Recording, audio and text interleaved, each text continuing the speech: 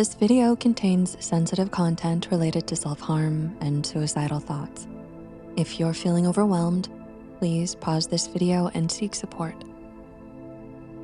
Did you know that nearly 1 in 5 adults feels like they are running on empty, with no drive to keep going, but no plans to end it either? Does this sound familiar? This silent struggle is called passive suicidality. A silent, creeping sense of detachment from life. It's like saying, I don't want to die, but I wouldn't mind if I didn't wake up tomorrow. You're not necessarily in active suicidal crisis, but you're also not okay. And here's the scary part. Passive suicidality is more common than we think. Studies suggest nearly 1 in 5 adults will experience it at some point. So we need to talk about it. What it means, why it happens, and most importantly, how we fight it. What is passive suicidality? Simply put, it's a slow erosion of your will to live. No energy to engage, no excitement for the future, just a lingering indifference. Unlike suicidal ideation, it's a resignation to life rather than an active plan for death. Why does it happen? Passive suicidality can stem from overwhelming stress, financial struggles, burnout, unresolved trauma, lack of purpose, all of the above.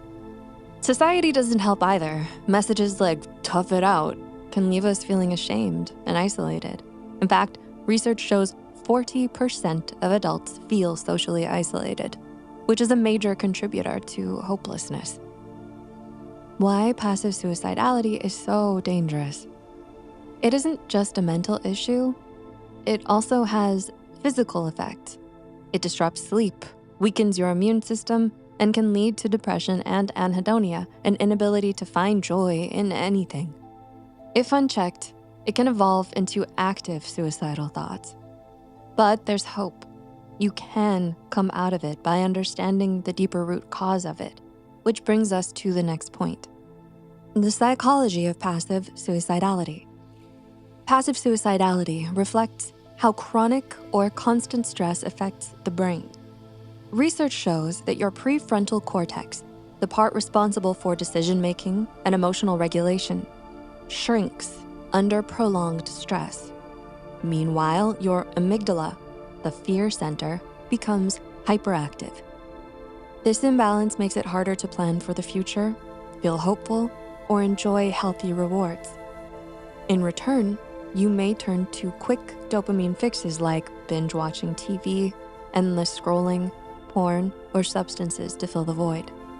These habits fill the void temporarily, but trap you in a cycle of avoidance, emptiness, and detachment.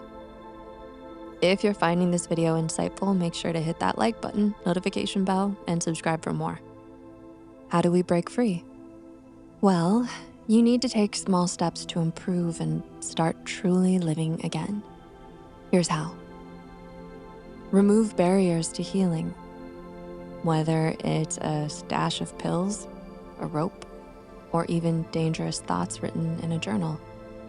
Letting them go is crucial for positive transformation. I once worked with a person who kept a noose in their basement, something they saw as their safety net for when things became unbearable.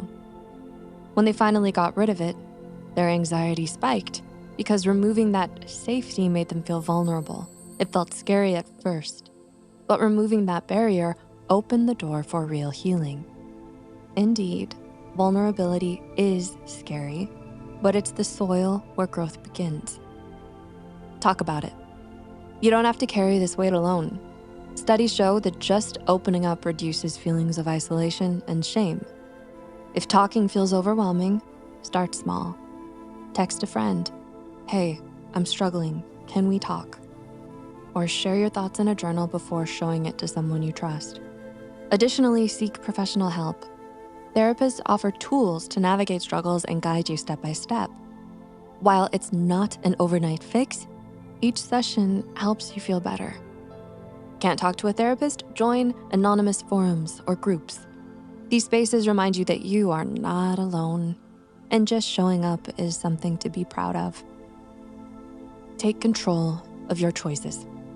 Harvard-trained psychiatrist Dr. Alok Kanagia recalled working with a woman who survived a concentration camp. She didn't have control over her guards, her circumstances, or even her future, but she did have control over one thing: herself. I'm not going to die today, just not today. That simple choice kept her going. You can do the same. Maybe it's choosing deep breathing when you're overwhelmed, or reaching out to someone when you feel isolated. This habit strengthens your mindset and helps you reclaim control. Why? Because you're literally rewiring your brain's thinking pattern. And that takes us to the next point. Rewire your reward system. When you have many unmet goals like improving your career, finances, or relationships, each small step feels insignificant because your brain interprets it as just a drop in a sea of unresolved tasks. This can drastically reduce dopamine, making progress feel less satisfying. And that's the start of a dangerous cycle. So shift your internal rewards by celebrating the small wins, not the huge milestones. Cooked a meal for yourself? That's self-care. Managed to get out of bed today? That's resilience. Shared a positive comment online? You made someone's day. If you feel like you currently have no goals, narrow them down even more. Something as simple as waking up early or putting on clean clothes, even if you're not going anywhere. This shows you're still taking care of yourself, even on tough days.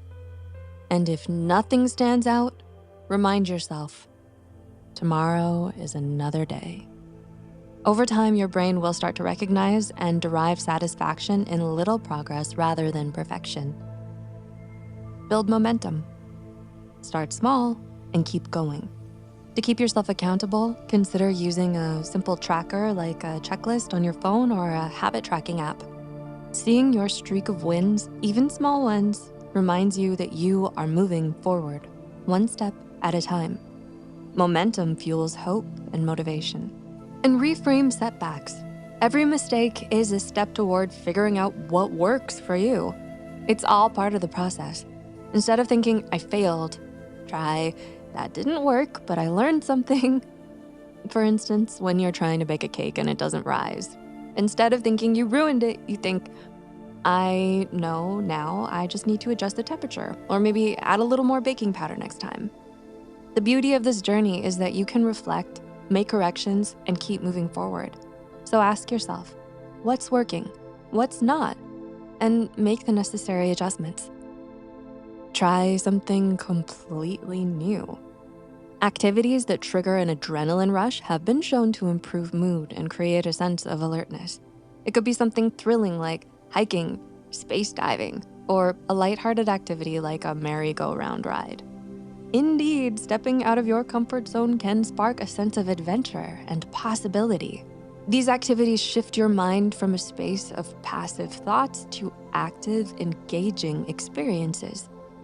Ultimately, the sense of accomplishment from completing a challenging activity also promotes a rush of dopamine, the reward hormone, which can lift your spirits and offer a fresh perspective and excitement toward life.